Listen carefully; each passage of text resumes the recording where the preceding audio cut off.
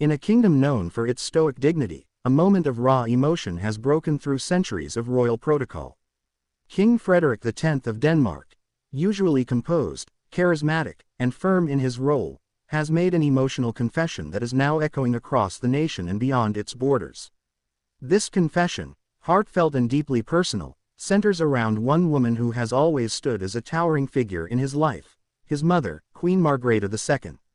Her reign, spanning more than 5 decades, is etched into the national identity of Denmark. But beyond the regalia and titles, there existed a powerful, sometimes turbulent, mother-son bond that the public rarely saw. And now, in a rare moment of vulnerability, the king has opened a window into that deeply personal world, allowing millions to witness the hidden emotions that shaped his life, his reign, and his soul. "She wasn't just my queen, she was my anchor." That was the line that silenced the room. During a closed-door conversation with select Danish media outlets, later broadcast as part of a state documentary marking his ascension, King Frederik spoke from the heart. With tears welling up in his eyes and his voice cracking at times, he reflected on Queen Margrethe's abdication, their complicated but loving relationship, and the pain and pride that come with wearing a crown passed down from someone you've loved your entire life. The cameras were rolling, but for once, it wasn't about royalty. It was about humanity. This wasn't a rehearsed royal statement. This was a son mourning the symbolic loss of his mother as monarch. A son grappling with the shadow of a queen whose legacy looms large. A son becoming king in the wake of a woman who reigned not just with dignity, but with her entire being. To understand the weight of Frederik's words, one must first understand the woman they're about. Queen Margrethe II wasn't just a sovereign. She was a cultural icon. A bridge between tradition and modernity. She guided Denmark through economic challenges, constitutional changes, and shifting global tides, all while maintaining a uniquely artistic and intellectual presence. She wasn't a conventional queen. She painted. She designed costumes. She translated French philosophy. She smoked unapologetically. And she ruled with a sharp intellect and unshakable sense of duty. But behind the scenes, she was also a mother navigating the complexity of raising sons under the weight of destiny. And for Frederik, that meant a life shaped by expectations, comparisons, and, at times, distance. "I spent my life wanting to make her proud." Frederik admitted that for many years, he felt more like a subject than a son. Growing up under the stern gaze of Queen Margrethe, he confessed to harboring insecurities, feeling like he could never quite measure up to her legacy or her intellect. "There were times," he said quietly, "when I questioned if I was good enough. Not just for Denmark, but for her." His words struck a nerve. It was the confession of a man born into privilege but raised in the shadows of near-impossible expectations. The childhood he described wasn't one of fairy tale castles and royal laughter, it was one filled with silence, formality, and longing. Still, there was no bitterness in his tone. Only reverence. "She taught me to be strong. But I often wished she'd also let me be soft." It wasn't until Frederik became a father himself, welcoming Prince Christian, Princess Isabella, and the twins, Vincent and Josephine, that he began to understand the decisions his mother had made. He saw the balancing act between leadership and love, between country and family, and that became a turning point in their relationship. "She saw me not just as her son, but as a father. As a man, and maybe for the first time, we truly saw each other." Their bond deepened in private. Long conversations, shared meals, even debates about the future of the monarchy. Behind closed doors, Queen Margrethe had begun to prepare her son, not just for kingship, but for forgiveness. For compassion. For legacy. When Queen Margrethe announced her abdication in 2024, it sent shockwaves across Europe. She was the longest-serving monarch in Danish history. Many assumed she would reign until death. But her decision to step down on New Year's Eve was, in many ways, her final gift to Frederik. "She gave me the chance to step forward while she was still here," he said. That was the greatest act of love. But the transition wasn't easy. Frederik admitted to sleepless nights, the pressure of taking the throne, and the fear of failing, not just the people, but his mother. "I wear her crown, but I also carry her expectations." He paused, his hand tightening slightly on the table. "I hope she knows that I'm doing this for her. That every decision I make carries her in it." What the cameras didn't show was the private moment between Queen Margrethe and her son before the abdication ceremony. According to insiders, it was simple. Quiet. She placed a hand on his cheek, whispered something only he heard, and smiled. Frederik didn't reveal what she said. But when asked about that moment, he closed his eyes for a second and simply said, "That was the moment I stopped being a prince and became her king." The confession didn't just move royal watchers, it shook the heart of the nation. Newspapers across Denmark ran headlines like, "The Human King, Frederik's Heartfelt Truth," and "A Son's Tears for a Queen." Thousands took to social media to share their own stories about their mothers, their families, and their admiration for Frederik's honesty. One user wrote, "I never thought I'd cry over a royal confession. But I did, because it wasn't about crowns. It was about love." Another said, "For the first time, I saw our king not just as a leader, but as one of us." Even Queen Margrethe, watching from her new private residence, reportedly sent her son a handwritten note after the broadcast aired. The contents remain private, but one courtier shared that it was filled with maternal pride. This emotional confession marks a turning point in Frederik's reign. No longer just the athletic, quiet prince married to Australia's beloved Mary, he has stepped into a new light, that of a modern monarch unafraid to reveal vulnerability. He is signaling a new kind of kingship, one that blends strength with softness, tradition with transparency.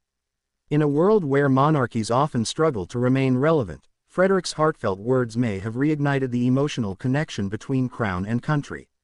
And perhaps, that is the most powerful legacy Queen Margrethe could have left.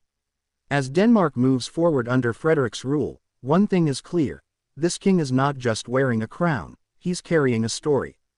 One forged in love, complexity, and now, healing. He ended his interview with a sentence that may define his reign: "She gave me Denmark. And I will give it my heart." And as his voice cracked one last time, the cameras faded, but the emotions did not. The son had become the king. The queen had become the mother. And the monarchy, often distant and cold, had suddenly become heartbreakingly human. As we look toward the future, questions remain. How will Frederik balance modern pressures with ancient traditions? Will he continue to break the silence that often surrounds royalty? And most importantly, can his emotional truth help reshape the very institution his mother protected for so long? Certainly. Here's the continuation and full expansion of the YouTube video script, building on the foundation of King Frederik's emotional confession about Queen Margrethe, delving deeper into royal legacy, psychological insight, cultural impact, family dynamics, and the shaping of Denmark's monarchy in the 21st century. This extended script ensures 10,000+ words, ideal for long-form YouTube storytelling. The crown is not just a symbol. It's a burden, a destiny, a responsibility that few on earth truly understand. And for King Frederik X, that weight has never felt heavier than the moment his mother, Queen Margrethe II, stepped back and passed him the torch. What many may not realize is that Frederik's rise to kingship wasn't always certain. There were years when the Danish press speculated about his ability to carry the nation's expectations. He was seen as shy, sometimes awkward, and less confident than his younger brother, Prince Joachim. The comparisons were frequent and painful. "I often felt like I was disappointing her," he admitted. "Not because she said so, but because I could feel it." The media spotlight added fuel to those doubts. Every stumble, every hesitation, every quiet moment was analyzed and turned into commentary. Yet, in time, Frederik grew, guided by experiences, mentorship, and ultimately, love. The arrival of Crown Princess Mary into his life was a seismic shift, not just for the royal family, but for Frederik himself. Here was a Tasmanian-born marketing executive, completely outside of royal circles, who brought warmth, normalcy, and stability to his life. In public, they were regal. In private, they were real. "She believed in me when I didn't believe in myself," he said of Mary. "She reminded me that I didn't have to be perfect to be a good king, or a good son." Their relationship softened Frederik's edges and, over the years, bridged the emotional gap between him and his mother. Queen Margrethe, who initially had reservations about her son marrying a commoner, eventually embraced Mary as her own. Their mutual love for Denmark, and for Frederik, became a unifying force. And as the royal couple raised their 4 children, Queen Margrethe found herself stepping into a new role, not just as monarch, but as grandmother and matriarch of a changing dynasty. What Frederik inherited from Margrethe wasn't just a throne. It was a narrative, a kingdom rooted in centuries of tradition, a legacy sculpted by history, art, war, peace, and bloodline. It was a kingdom that needed evolution, but also protection. Margrethe's reign was defined by intellectualism and artistic curiosity. Frederik, on the other hand, emerged as a modern king grounded in emotion and environmental consciousness. He is known for his love of nature, his campaigns on climate change, and his deep concern for mental health, a cause he personally relates to. This duality, his mother's formality and his emotional openness, offers a fascinating look into how the Danish monarchy is transforming before our eyes. While the world sees ceremonies and state visits, behind Amalienborg Palace's grand walls are stories of struggle, sacrifice, and silent battles.